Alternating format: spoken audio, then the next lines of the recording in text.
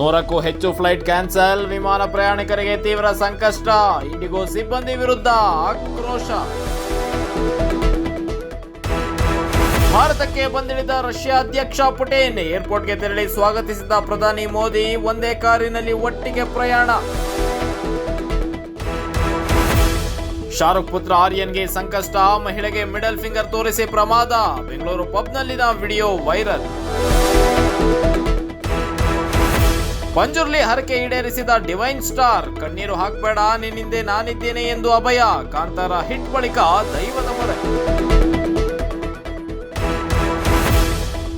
ನಟ ದರ್ಶನ್ ಇರೋ ಬ್ಯಾರಕ್ಗೆ ಟಿವಿ ಭಾಗ್ಯ, ನಿನ್ನೆ ಹೈಕೋರ್ಟ್ನಿಂದ ಮಹತ್ವದ ಆದೇಶ, ಇಂದು ಡೆವಿಲ್ ಟೀಸರ್ ಕೂಡ ಲಾಂಚ್.